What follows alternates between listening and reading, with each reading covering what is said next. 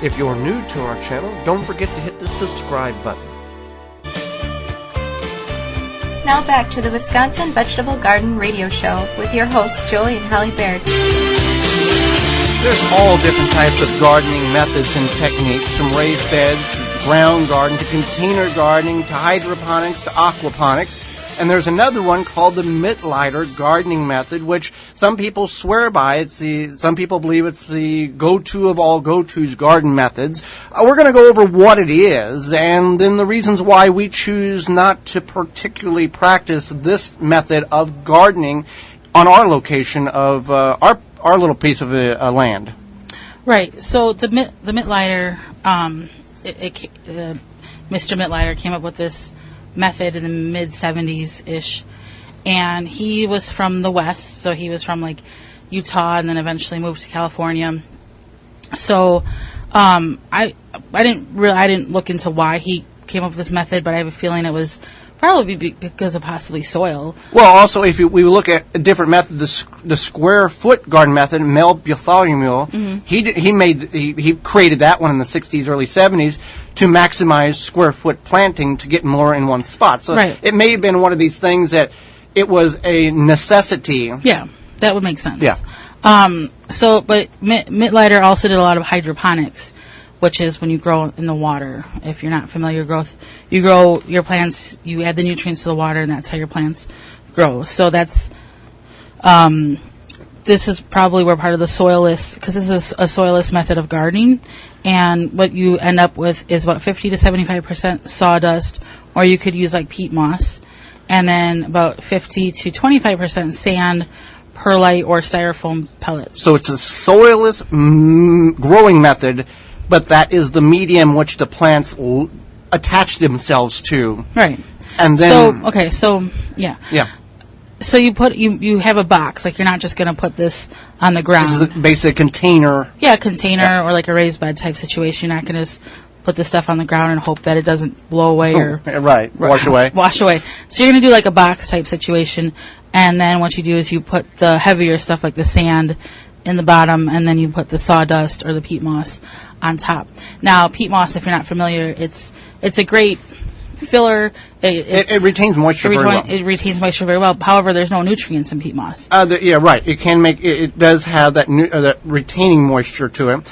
And people will say, oh, we don't want to use peat moss because it's destroying the bogs. We're going to use cocoa coir, which is the ground up cocoa fibers of the coconut industry. But the peat bog thing is not really accurate. It also depends on where you live. In the UK, they have peat bogs that are just overflowing with this peat, and it's good to use it there because there's so much of it. Right, and if you're on the coast, obviously cocoa coir is much more readily available than shipping stuff from Canada. But he used sawdust. Okay.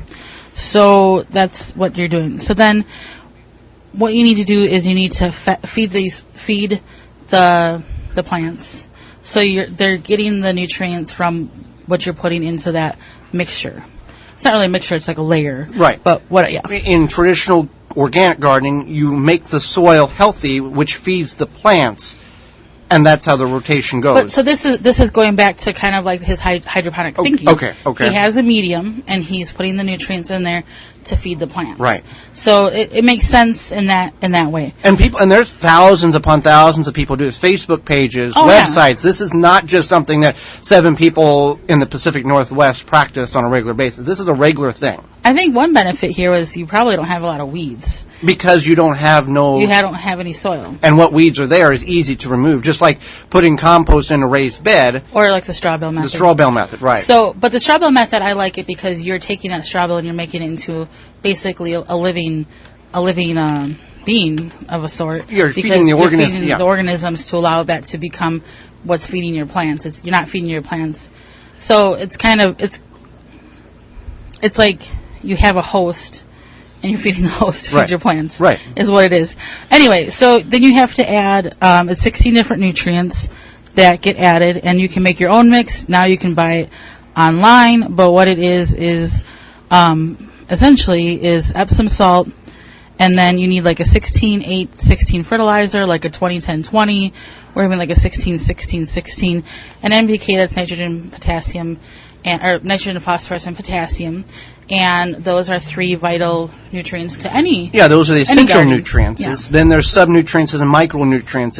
And this is where a lot of the traditional organic gardeners do not like this method, because they're saying there's only 16 nutrients in which this particular method indicates that is needed for the plants to grow. If you watch or listen to or read about organic gardening, you've got the 3 main nutrients, which you just spoke about, the NPK. Then you've got 20 calcium, you got calcium, magnesium, copper. You got up to 110 micronutrients, which the plant can use to better develop and get better fruit production. Vitamins, minerals, all of that. Right. So then along with the three major ones, the NPK, then it has calcium, magnesium, sulfur. So that's 6 that you have. Then the Epsom salt, which is basically more magnesium. So that's 7. And then you have 9 other trace elements. I did a lot of research. It doesn't really say what trace elements there are, but basically the bulk of it is going to be your NPK, your calcium, magnesium, sulfur, and then the Epsom salt. The Epsom salt, if you're adding magnesium, Epsom salt is magnesium. That doesn't quite make sense to me, but and this is something, from from what you have found and what I have found, there is not go to this website, this is how you create this mix. This is a commercially reliable mix that you have to physically go purchase. Yeah, you have to purchase it. You can make your own. Okay.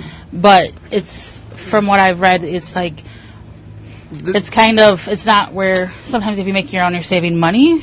It's not really that. Either way, you have to, it's a cost. And I think that's why, a lot of people don't like it. Because they continually have to spend money. Because you have to feed your plants weekly. Right. So, like, for example, when we fertilize in the beginning, the mid-season, and then, we add leaves to the garden in the fall, which is essentially a part of fertilization. We're feeding the soil. We're feeding the soil, right? With this, you can't feed the soil because there's no soil to feed. No. You have to create a liquid, essentially, or a material that can break down to the point where the plants can uptake it within that time frame. And I even said to Joy, I said, feed your plants once a week. I'm like, no, that's too much work for me. But, however, building your soil might be too much work for you. So I think it just kind of depends on what type of gardener you are, how you understand soil science. I understand soil science in great depth. But if you're just like, I want something simple and easy, I would personally probably go the hydroponic route if you're going to invest this type of money. Right. But it definitely is something to think about if you are like, hey, maybe I want to try something new. And this is not something we practice, but from what we've seen and people that we've followed and read about, this is a phenomenal method of gardening, and it works for them.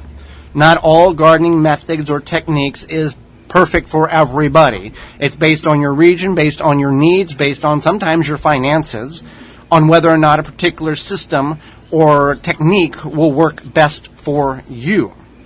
Definitely. So, yeah, you have to think about that kind of stuff. So that is the Mittleider gardening method.